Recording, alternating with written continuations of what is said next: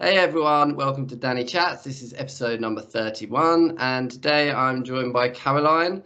Caroline is a Wilson's disease patient like I was, and we're just going to have a little chat about her story. Hi Caroline, how are you? Hi, I'm great. Nice to talk to you. Nice to talk to you, nice to meet you. So where are you calling from?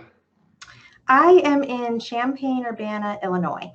Illinois, Champaign, so lots of champagne there then? Well, I wish, but no, not that I could have it anyway, but No. no, I'm at the University of Illinois. Okay, that's exciting, that's good. So, do you want to tell me a bit about your Wilson's disease story? So how you became diagnosed? Yeah, so unfortunately, I have kind of a tragic story, but when I had a twin sister, and when we were 19, she kind of started presenting with like just serious symptoms, like she couldn't get out of bed, she was super tired, she was, I don't know, peeing brown and things like that. And so, we encouraged her to go to her health center because we were freshmen in college. And, going to the health center when you're a college freshman is kind of a new thing. You're used to going to the doctor at home. And they weren't really sure what to make of her and her symptoms. They thought maybe she had hepatitis or mono or both.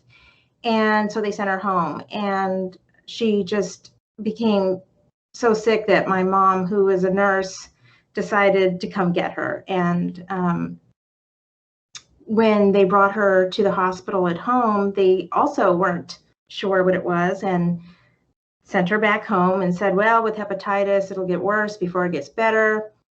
And then everything just kind of went downhill from there. She went to the emergency room by ambulance, and a doctor there happened to recognize that she was in desperate need of a liver transplant.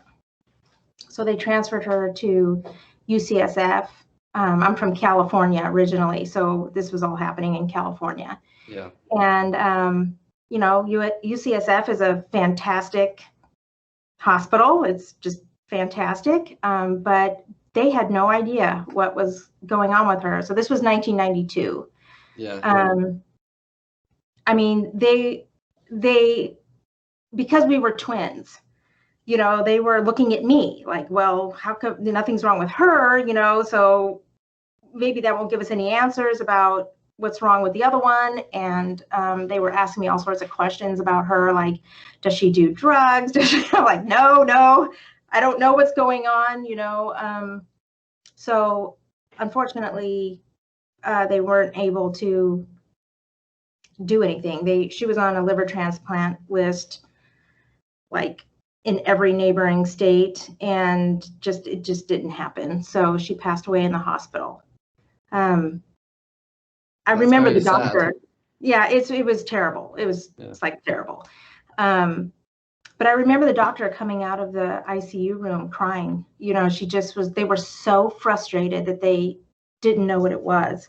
Yeah. So they did an autopsy and, of course, discovered that she had a liver full of copper. So that, of course, spurred an automatic concern about me. So that's when I began my treatment. Yeah. So they tested you for Wilson's after that, and yes, then put you on the medication. Yes, they tested me for Wilson's. I was in school at UC Davis, which is about an hour north of San Francisco. So I started my treatment at the UC Davis Medical Center, which was, I'm fortunate to be always near these medical centers,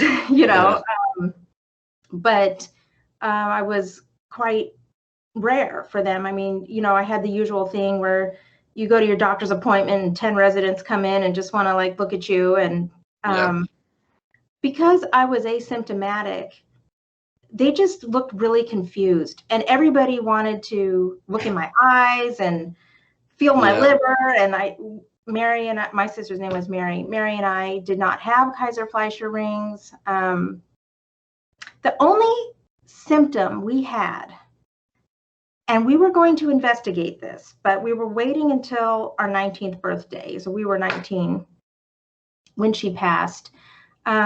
We had really, really irregular menstrual periods. Yeah.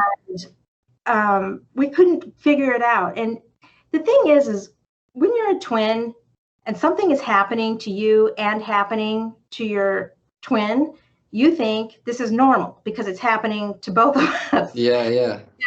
But in fact, it was not normal. And, after I started my treatment for Wilson's disease, all of that straightened out. So, Oh, really? Yeah.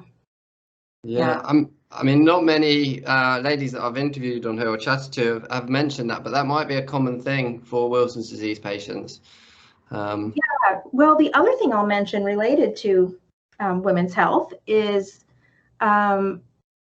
because my periods were so irregular, my doctor wanted to try birth control to regulate my period. And I had terrible reactions to this, terrible. My sister didn't do it. Yeah. I was like, okay, I'll try it. One of us was kind of the guinea pig from take turns, I'll try it. And I had the worst cramping. The iron in the birth control did not agree with me. No. So I stopped that, but it didn't probe further. So the interesting thing for me here is you were asymptomatic. So when they did your sort of tests and stuff, there was a normal copper level? No. No. No. I often wonder how far behind my sister was I. Yeah, that's it. She just tended to get everything worse. I've heard you mention nosebleeds in some of your previous podcasts, and she had her nose cauterized when we were young. I had that. And I didn't have that.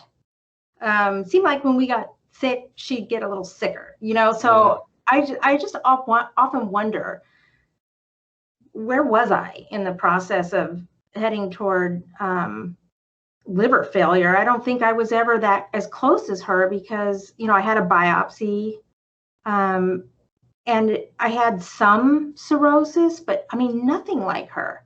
Yeah. So that's just such a weird thing. It's hard for me to wrap my head around, but yeah. So I started on penicillamine. Okay, because a lot of people in America have, is it treatine? Yeah, I don't know why they started me on that. I don't know why. I don't even remember discussing treatine. But I did eventually take that too. But the penicillamine, when I started it, I think it's worth mentioning that I was really depressed. So I had, I think my immune system was not the most fantastic, but I kind of developed these little sores on my fingers. And then I lost my taste. And then my doctor told me to take zinc to deal with the taste. Yeah. So I did that. And my taste came back. It was 6 weeks of no taste, though, which was... That's not good, is it? No, it's terrible. Yeah. It was terrible. I mean... So how soon after you started taking the penicillamine did that sort of start happening to you? Well, it was within that same year. I went back to school. My sister passed away over my spring break. And so I went back to school on a reduced course load. And I was definitely at school when all that was happening. So not too long after. That's interesting. I've not had anyone have that as a side effect, or not that they've mentioned. And because I was on zinc as well, but I thought that was mainly to help with the copper levels. But I couldn't stomach the zinc, so I sort of ended up saying that I don't want to be on that anymore, which was fine. Yeah, well, the zinc I was taking for the taste was a much lower dose than you would take as a treatment for Wilson's disease. Yeah. When I tried zinc later, this is getting down the road, but in my first pregnancy, I tried to switch to zinc, and I could not tolerate it. Yeah. I mean, just kind of fast forwarding, I now take zinc, and I take the gluzin, the zinc gluconate. Yeah. And that is fine, but that zinc acetate, not my friend. No. Yeah. No. Yeah. Yeah. Yeah, that's interesting. And then, so apart from the no taste and the sore fingers, has everything been sort of pretty stable health-wise? Well, yes, except for when the big transitions in my Wilson's disease have happened following pregnancy. So, for example, when I was pregnant with my first son, I had actually great pregnancies, no problems. Yeah. It gets a little complicated with the vitamins you're supposed to take and all that, but I really did fine. But afterward, I don't know, I guess this wasn't, well, first of all, when I had my son, I was in a hospital that I will not mention.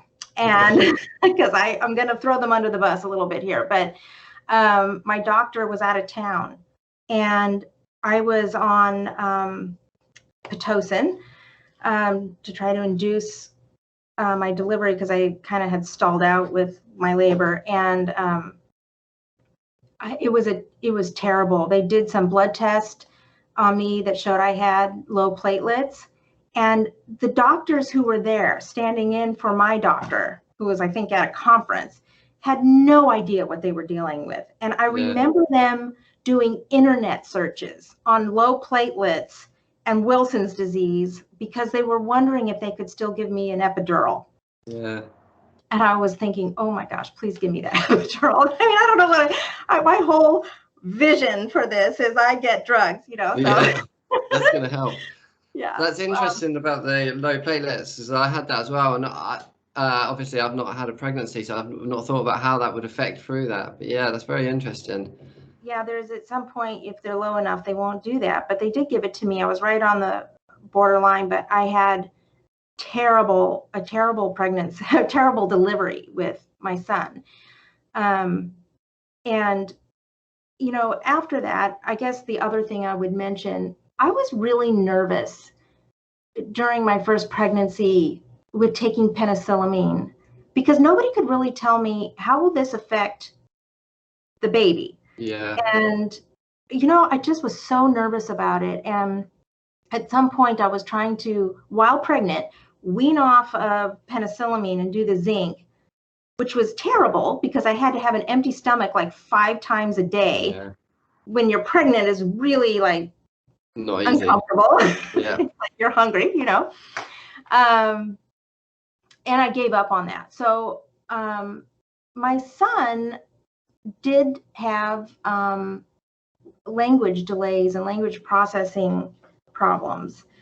And I have no idea if that was related to the penicillamine. I can't say one causes the other at all, but it made me nervous. So when when I was pregnant with my daughter, I was non-compliant. I did not take my penicillamine because I was just afraid of, not the best decision, but that's very, very interesting though, because recently I've done a few studies for sort of pharmaceutical companies. They're just asking questions. And obviously they've never asked me, they asked me about gene therapy for Wilson's disease the other day. And, would I feel comfortable if I had Wilson's disease trying it out? And, some people are skeptical and stuff, but they never mentioned to me, obviously, about, how would you feel if you was pregnant taking these medications? And maybe, there does need to be some more research into what the effects are, and just to put people's minds at rest, because you obviously know that not taking it's dangerous for your health as well. So that's interesting. Yeah. Well, and here's another thing. When I was pregnant with my daughter, the doctor I had, it was a different doctor, different hospital, great hospital, but I was always kind of considered high risk in pregnancy, even though you would never look at me and think I'm a high risk person, so, but because of the Wilsons, they considered me high risk. And I had said to my doctor, I think maybe we should just document everything. And, you could we could publish a case study or something. And he's like, oh, it really wouldn't mean anything. It's just one person. And I'm like, yeah, that's why it's a case study. So, okay, he wasn't interested. And I expressed concern about the penicillamine. And I feel like people had told me, I don't know if I'm remembering this correctly, but I feel like they had told me, oh, the baby will absorb the copper.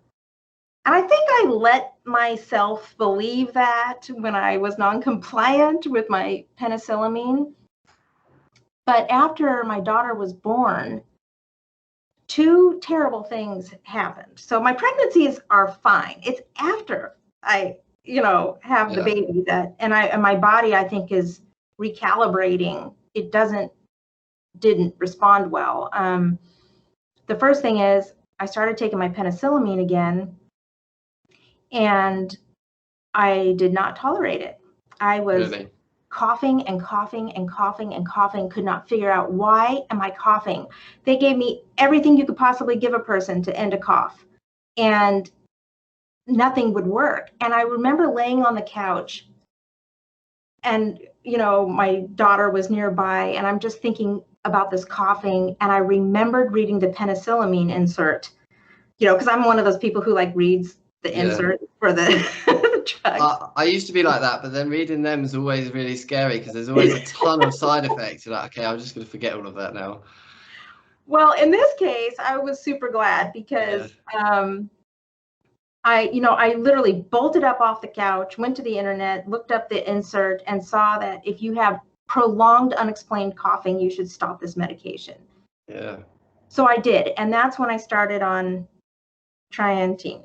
There you go. That is the importance of reading your medication and not ignoring it like I do sometimes. Yeah. The other thing that happened is my thyroid, went totally out of whack. Yeah. I just sometimes really, really wish I had more of holistic medicine where they could tell me, how is the thyroid related to the liver? How does this all work? I don't know. I would like to know that one isn't impacting the other. So anyway, I got treated for my thyroid and things started to straighten out. Yeah, that's really, really interesting stuff. And then, if you don't want to answer if it's too intrusive, but did you have your husband tested before to see if he was a carrier, or your partner tested? Is that something that you thought about? I didn't. We didn't have him tested. I did have my kids tested when they were pretty young. But I think I was kind of hell bent on having kids.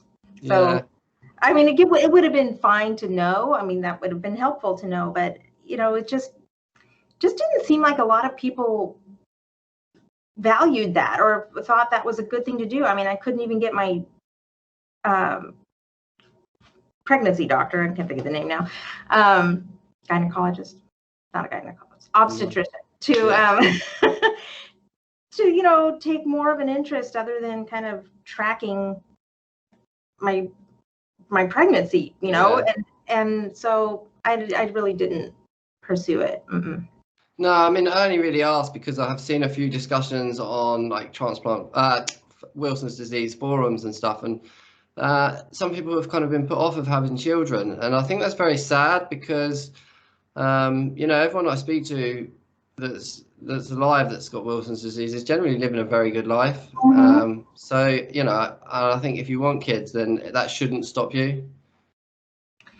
Yes, I agree. Some of my family members were kind of concerned, would I be able to have children? And one time I went to a Wilson's disease a conference, and I was on this bus going from one event to the other, and the woman ahead of me was talking about her problems with conceiving, and I kind of thought, oh gosh, I wonder if that's going to happen. I had no problem getting pregnant, and I'm glad that for me, it was the right choice to just go ahead and do it. I was quite determined to have a child that I could name after my sister. So I was not given up. So after I had my son, I regardless of what happened during his delivery, which was pretty traumatic, I thought, well, I'm gonna give it another go. Yeah, gotta get my Mary. Yeah. How old are your children now? My son is 18. He's a freshman in college, Oh, and my wow. daughter is 15. She's almost 16. She's a junior in high school. That's so lovely to hear. Yeah. So They're great. They're awesome. I mean, my sister, my daughter asked me one time, how did you get through losing your sister? We were on a walk, and I said, well, at first it was debilitating. It was really hard. I could not even imagine my future without my sister. I mean, there was just no future without her in my mind. But I said, if I hadn't pushed through, I wouldn't have met your dad. You have to let love in your life, and then you wouldn't have come. And I have so many people to love. It's not a replacement by any means, but it is important. It was important for me to make those kind of connections again. Yeah. That's brilliant to hear, Caroline. You're a very inspirational person. Thanks. That's great. Yeah. And I'm sure, there'll be lots of people listening to this that can relate in some way to your story. Like I say, I've talked to quite a few ladies, but there's not been someone that's sort of gone through their pregnancy as openly. So it's nice. And I think it would be really helpful. Yeah, good. I'm glad. Thank you. I will say that I did eventually come off of Trientine because I had a new doctor here, and I worship the ground my doctor walks on. Let me just say that. I just love him. He's always been just genuinely concerned about me and interested in me and my Wilsons. Like, not like I'm a specimen, but he just really cares about me, and so he said, oh, we got to get you off of this Trientine. Zinc is the thing you should be taking. He called other specialists. Like, he just really put a lot of thought into thinking about what was best for me. Yeah. So I was willing to try the zinc again because I really didn't like it the first time. And it was a little rough, but then I learned about the gluzin. My dad's a pharmacist, so I was like, what's the difference between this acetate and gluconate, and he said it should be exactly the same thing. Then I heard about the gluzin that you could order online from one of the Wilson support pages, can't remember the name of the guy who is affiliated with the company, but he kind of made a little announcement on there about the gluzin. And so I tried that, and I love that stuff. Yeah. I mean, it does not bother me at all. So what's that then? Is that like a liquid, or is it a tablet? No, it's a tablet. It's just I don't know how else to say it except that it's, well, this company, it's Extreme V is the name of the company, I believe. I think their message is that this zinc that they produce is much higher quality than you might get if you're like buying it off the shelf. So but for however it's made, it just feels good to me. So now the only problem is remembering to take it 3 times a day. Is that what it is, 3 times a day? Funny enough, I did a post on my Instagram yesterday or the day before about remembering to take your tablets, because I'm obviously a transplant patient now, but I still have to take tablets every day. And I think everyone's forgot at some point. It's just natural, isn't it? But it's just remembering to take that next dose on time. Yes. The one I really struggle with is the one in the middle of the day. Yeah. Because I get caught up in what I'm doing, and I've tried everything. I mean, I get timers, and I get little pill cases that I carry. It's just hard. It's very hard. Yeah. But the one at the, in the evening and the one in the morning, I got that down. Yeah. And there's a big thing in America, obviously, is like the cost of Wilson's disease medication. How does that zinc compare to, say, penicillamine or the triazine? Oh my gosh, it was a completely different ballpark. When I first started taking the penicillamine, I don't think I paid for it. I mean, I don't think I paid for it. I was on my parents' insurance, and I don't know what kind of insurance they have, but it was not anything you would complain about. Eventually, I had to go off of their insurance, and I was on student insurance because I was in grad school. I almost died. I mean, I had to pay I'm a student, right? I got like no money, $150 a month for this penicillamine. And I don't know, it doesn't seem like a lot because I know now people have to pay thousands of dollars for this, but at the time it was more than I could afford. And fortunately, I've always had a lot of support from my family. So I have a lot of resources, which I'm very privileged and fortunate to have these resources. But when I went to the Trientine, I remember picking it up from the pharmacy. And you get that form that says what you saved and what your insurance covered and what they didn't cover. And I could not believe it. I think I paid, my copay was like maybe $40. But it was like $15,000 or something. Your eyes pop out of your head. It was crazy. Yes. I thought, oh my gosh, what do people do? Yeah. What do they do? I mean, you need it to survive. It's not like you have an option. So that always blows me away. But the zinc, the gluten is it's very affordable. I think $20 for I don't know how many tablets are in a bottle. I can't remember now, maybe 60. It's not that much for how well I receive it. Yeah. I've heard there's coupons. I think I missed that boat. I didn't do the coupons, but it's affordable is the point. Yeah. So anyone listening, I mean, obviously the best thing to do is contact your team and speak to them about it. Yes. Yeah. I don't know. I know some people are on penicillamine forever and ever, and they tolerate it well. My doctor was really not crazy about that idea. I had no adverse effects from it that I kind of knew of. Obviously, I didn't go through a pregnancy, so there's not that side of it. But I didn't have any adverse effects from what I could sort of tell. Yeah, I don't think I would have had adverse effects from penicillamine had I been compliant. Yeah. When you go off of it and then go back on it, that you run the risk of not tolerating it. My doctors told me that when I was 19.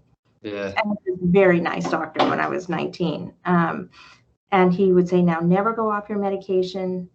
Talk to me about the importance of being compliant, that if I go off and then I have to go back on, there's no guarantee I'll still be able to tolerate it. I took that very seriously, but I think I don't know, maybe a maternal instinct.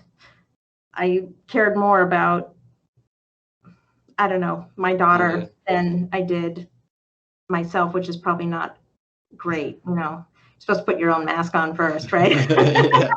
So you did what you felt was right, I suppose, and that's important. Yeah. So far so good. I'm trying to think of some other things that have been relevant. How about like traveling and stuff like that? Have you been happy to fly and do things and basically carry on pretty standard? Yes, I have flown because my dad lives in California still, and my mom passed away a few years ago, so I like to go see my dad. And I did fly, and I don't think it was the best. Again, this is me listening to my gut rather than my brain, but I don't know. It's important to me to see him, but I have said to my, I have another sister who's 4 years younger than me, I have said to her, I don't know, I have a feeling like this COVID thing would not, it would, maybe it would be the straw that breaks the camel's back or something, because I've been nervous about flying because of that, because I have a lot of things. I have the Wilson's, and I have the thyroid thing, and I recently have discovered I have osteopenia and osteoporosis in some areas of my spine, and I don't know how that plays into anything. What else? I don't know. I just got a lot of things, and how much can I really ask of my body? I really don't want COVID. But pre-COVID, you were fine, happy, sort of traveling about and stuff. Oh yeah. No, I've lived a really normal life, really normal. Yeah, I think there's a big difference, isn't there? Like before COVID and after COVID, it has actually changed the world and changed, the things that we do and what we're more cautious about. I think I did not realize how easy it was to catch stuff from people until, I kind of took it for granted. And some years I get my flu shot, some years I don't. I'm feeling really differently about that now. I feel like I need to protect myself. In fact, I have made some decisions that were not popular to protect myself. Like when we first went into quarantine with COVID here, I had a trip planned with some friends, and I decided not to go because at that time we didn't even know there was no way to know who had it, right? Yeah. And my husband and I decided we couldn't risk it. And I think sometimes when you have these kinds of diseases, you just are a little more cautious. Definitely. Definitely. So, I had a recent trip to the hospital, and I have to get the train from mine into London. And getting the train there was fine. There wasn't barely any people on there or anything. But then on the way back, there was just me and this one other lad. He was sat right down one end, I was up the other, and we didn't have our masks on. And then all of a sudden the train got busy, and I sort of like shuffled down and put my mask on. I looked up and he'd done the same down the other end. And I think just even sort of like I was saying to myself, I think standardly, like I feel safer because there was a guy that was definitely sneezing, so he either had the flu or something. So like you say, now you're more conscious to all of that sort of stuff. Yeah, I wonder what the threshold is, right? Like 2 people on the train, maybe I won't put my mask on. 5 people, maybe I will put my mask on. It's like we have this kind of, I don't know, threshold, maybe unconscious threshold when we feel safe. I was at a football game here at the university, and that was the first time I'd been around so many people. It's outside. Yeah. But I had to go. I thought, no, it's too many people. Yeah. Well, I sort of work at do quite a lot of music events and stuff, and I held an event near Christmas time, and we all got COVID. Everybody that went there, basically.